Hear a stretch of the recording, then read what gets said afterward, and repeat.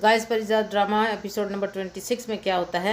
Starting में ही परिजात का दोस्त अहमद और उसके साथ झरना उसके ऑफिस में आते हैं और आपस में हंसी मजाक हो रहा होता है। और परिजात उससे कहता है आइंदा तुम मुझे परिजात सर नहीं परिजात भाई कहना, क्योंकि अहमद की वजह से अब तुम मेरी बहन हो और आइंदा मुझे इसी तरह बुलाना और मुझे परिजात सर ना कहना। उधर दूसरी तरफ सरजील जो एनी का कज़न होता है वो फ़ोन पे बात कर रहा होता है एनी के साथ और दोनों आपस में हंसी मजाक कर रहे होते हैं, खुश हो रहे होते हैं।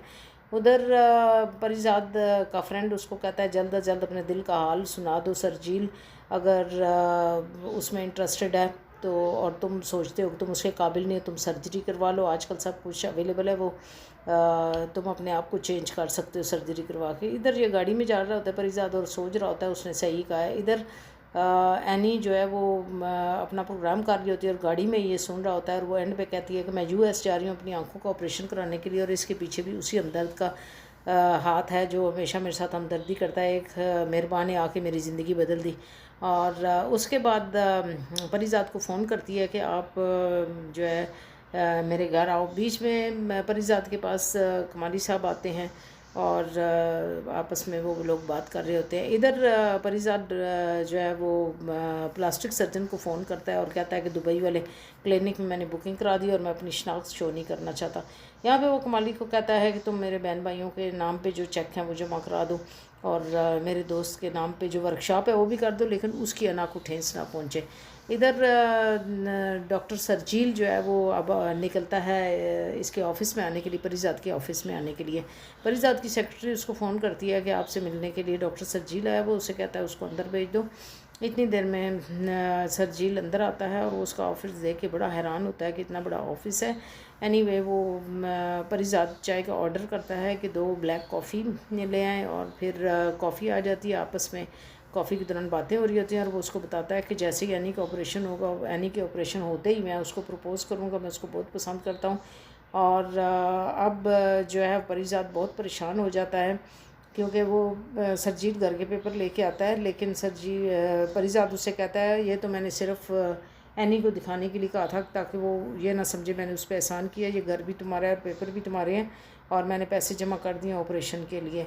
लेकिन जब वो उसे कहता है मैं उसे प्रपोज़ करूँगा तो परिजात बहुत परेशान हो जाता है और अब वो सोचता है कि अब मैं क्या करूँ। इतनी देर में जाता है वो घर और पियानो बजाता है और उसके दिल में तरह तरह के ख्याल आ रहे थे। जब वो एनी से मिला होता है वो उसके जहन में आ रहा होता है, उसकी ख्यालों में आ रही होती है कि इस तरह मैं उसके साथ बैठा उससे बातें कर रहा होता हूँ और उसके ख्यालों में ये भी आ रहा होता है कि वो सरजील के साथ बैठी हुई है और उसका हाथ पकड़ा हुआ है और वो बहुत परेशान होता है और वो कंटिन्यूसली अफसरदा होता है और साथ साथ वो पियानो बजाता है और बारिश हो रही होती है और उसके ख्यालों में बहुत ही अजीब अजीब बातें आ रही होती हैं। वो बहुत ज़्यादा अपसेट हो जाता है और सोचता है कि अब मैं क्या करूं। तो इन्हीं सोचों में वो गुम होता है और पियानो बजाता रहता है और इसी तरह से उसका थोड़ा परेशानी में वक्त गुजरता है, उसको समझ नहीं आता कि मैं क्या करूं। इतनी देर में वो स्टूडियो में जाता है मापारा के पास और मापारा उसे बड़े गुस्से से पकड़ के कपड़ों से खींच के लाती है कि तुम किधर गायब हो, तुम नज़र ही नहीं आते हो। वहाँ जाते हैं तो वो बहुत ढोल वगैरह बज रहे होते हैं, म्यूज़िक चल रहा होता है। वो कहता है यहाँ पे क्या प्रोग्राम चल रहा है, तो वो झरना का बाप कहता है यहाँ प्रोग्राम चल नहीं रहा कि मैंने अपनी बेटी झरना की और तुम्हारे दोस्त अहमद की जो है वो रिश्ता पक्का कर दिया और इनका निकाह होने वाला है कल ही। और परिजात फिर बहुत खुश होता है, वो अपने दोस्त को कहता है कि तुमने एक ही अच्छा फ़ैसला किया है। इसके बाद ये लोग बहुत ज़्यादा म्यूज़िक वगैरह बजाते हैं और जो झरना का बाप होता है वो मिठाई देता है और परिजात जो है वो मिठाई लेता है और सबके मुंह में डालता है, सबको खिलाता है, यानी जैसे आमतौर पे शादियों में किया जाता है। और वो इसके सर पे हाथ भी रखता है और बहुत मुबारकबाद देता है और सब लोग इसी तरह एंजॉय कर रहे होते हैं। तो बीच में उसका दोस्त कहता है तुम भी जल्दी करो और अपने दिल का हाल कहने में देर नहीं करना। वो उसे बता देता है कि सरजील ने उसे क्या कहा। उसने कहा तुमने सिर्फ एक तरफ की बात सुनी है सरजील की, तुम्हें क्या पता एनी के दिल में क्या है। वो कहता है कि जाहिर है कि वो यंग है और अट्रैक्टिव है तो वो उसी को पसंद करेगी। तो वो कहता है, उसका दोस्त कहता है अगर ये बात है तो तुम एनी का ऑपरेशन ना होने दो, ना वो उसको देखे और ना तुम्हें देखे, ना ही उसको डिसाइड करना पड़े और चूज़ करना पड़े कि दोनों में से वो किसका इंतखाब करे।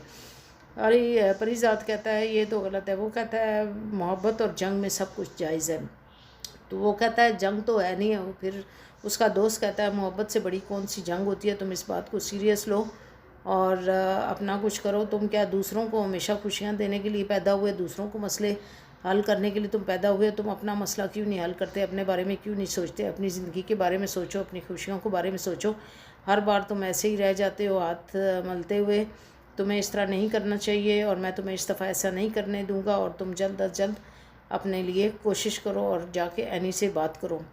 और अब परीज़ाद सोचता है कि मैं क्या करूं, परीज़ाद से मैं एनी से कैसे बात करूं। लेकिन उसके माइंड में बार बार उसके दोस्त की हुई बातें आ रही होती हैं और वो उन्हीं बातों को अपने जहन में दोहरा रहा होता है। उन्हीं की गूंज उसके जहन में आ रही होती है और वो भी सोचता है कि शायद मेरा दोस्त सही कह रहा है। लेकिन अकेला खड़े होकर वो सोचता है और परेशान होता है कि मैं ऐसा कर सकता हूँ कि नहीं कर सकता, मैं कैसे ऐसे करूँगा। इतने देर में उसको दूसरी तरफ एनी के घर उसका कज़न सरजील आता है और बहुत खुशी से बताता है कि एनी का जो लेंस है वो मैच हो गया। मुझे न्यूयॉर्क से डॉक्टर का फ़ोन आया है कि इसका लेंस मैच हो गया और जल्द अज जल्द हमें वहाँ जाना है ऑपरेशन करवाने के लिए। तो उसकी मदर कहती है कि इसमें कितना देर लगेगी प्रोसेस करने में? तो उसने कहा जो ट्रीटमेंट के लिए लोग जाते हैं उसमें देर नहीं लगती, वो बहुत जल्दी काम हो जाता है। आप लोग रेडी रहें और जल्दी जल्दी अपने जाने की तैयारी करें। ये सुन के एनी भी बहुत खुश होती है और एनी बजाय इसके कि वो इससे ज़्यादा बात करे, वो कहती है कि मैं जाके परीज़ाद सर को ये खुशखबरी सुनाती हूँ। तो वो उसको फ़ोन करती है परीज़ाद को कि तुम आओ जल्द अज जल्द और मैं तुम्हारे साथ, इतनी बड़ी खुशी है तुम्हारे साथ, मैं इसको सेलिब्रेट करूँगी, मैं अकेली नहीं करूँगी और तुमने भी मेरे साथ जाना है। वो कहता है मैं अभी आऊँ तुम्हारे पास? वो कहती हाँ तो और क्या, ये इतना खुशी का मौका है तो ज़ाहिर है मैं अकेली तो नहीं इस खुशी के मौके में रहूँगी, तुमने आना है और अभी अभी आना है। तो उस वक्त रात होती है। परीज़ाद सोचता है अब मैं क्या करूं, क्योंकि उसके जहन में ऑलरेडी सरजील की बातें होती हैं, बहुत परेशान होता है। तो फिर वो परेशानी में ऐसे अपने कोट को पकड़ रहा होता है। तो क्योंकि वो उसे पूछता है कि क्या बात है, जब वो बताती है कि मुझे सरजील ने कुछ कहा तो परीज़ाद सोचता है कि शायद रिश्ते के बारे में कहा। फिर वो बताती है कि मेरा मैचिंग लेंस मिल गया और मैंने ऑपरेशन कराने के लिए जाना है, इसलिए मैंने तुम्हें फ़ोन किया कि तुम अभी आओ मेरे घर में, मैं बहुत खुश हूँ। तो परीज़ाद उसके घर चला जाता है, घर से निकलता है, वहाँ जाता है और जब वो उसे बताता है कि तुम चली जाओ और मैं अभी इतने दिन के लिए तो तुम्हारे साथ नहीं आ सकता, जब तुम्हारा ऑपरेशन का टाइम होगा तब तुम मुझे बताना, मैं उस वक्त पहुँच जाऊँगा। इस बात पे एनी नाराज़ होती है और उसको गुस्सा आ जाता है, वो नहीं मानती। लेकिन उसका कज़न भी उसको समझाने की कोशिश करता है। फिर वो दोनों अंदर चले जाते, परीज़ाद उधर ही बैठा होता है और एनी अंदर चली जाती है, उसका कज़न उसके पीछे जाता है। सरजील वो रो रही होती है और सरजील उसके आंसू खुश कर रहा होता है, उसको हाथ लगा के। यही चीज़ें देख के परीज़ाद बहुत अपसेट होता है, उससे बर्दाश्त नहीं हो रहा होता।